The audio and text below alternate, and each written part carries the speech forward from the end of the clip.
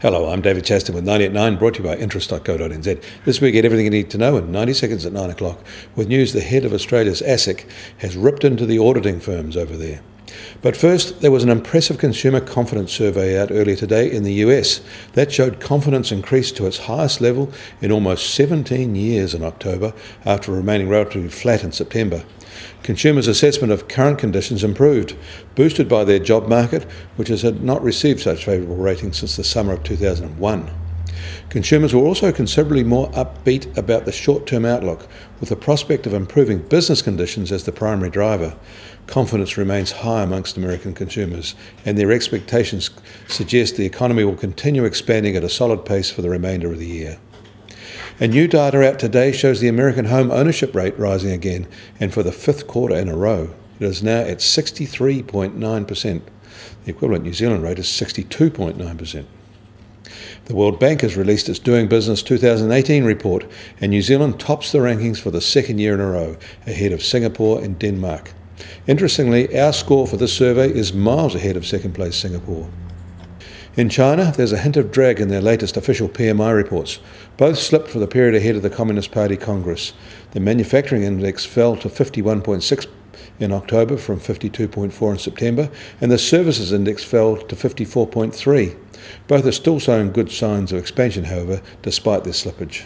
Their pollution crackdown may be the cause. And the EU has released data that shows it is growing at the rate of 2.5% in the year to September. Here is a lesson in the cost of trying to manipulate your own currency for political purposes. Switzerland wanted to reduce the value of its currency, which it thought was being marked by the market too high.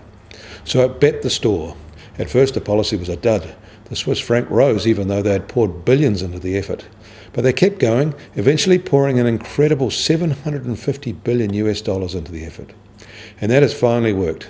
In fact, the Swiss National Bank has just reported a profit from the exercise of $44 billion, a 4% return. But it is trapped. It can't cash any of that result, because to do so would require it to buy its own currency, reversing the effort.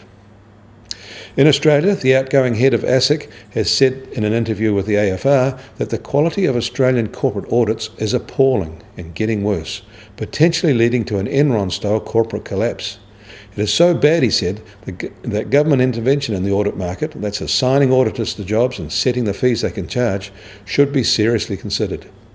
He claimed declining audit quality was a sleeper issue, with its staff finding serious issues in a quarter of key audit areas within reviewed reports.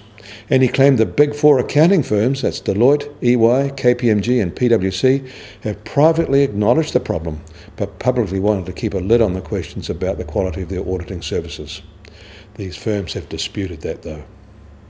In New York, the US Treasury 10-year yield is unchanged at 2.37%. Across the Pacific, Chinese government bond yields rose further, with their 10-year yield now up to 3.92%, and their 5-year yield is now up to 3.96%. The price of crude oil is higher again today, now just under $54.50 a barrel, while the Brent benchmark is just under $61.50 a barrel. And the price of gold is down $7 to $1,267 an ounce. And the Kiwi dollar is lower today. We are now at 68.4 US cents, and on the crossroads we're at 89.3 Aussie cents, and against the euro, 58.7 euro cents. Against the British pound, we're at 51.5 pence, the lowest since June 2016. And that all puts the TWI index at 71.6. I'm David Chaston. That was 90 at 9, brought to you by interest.co.nz.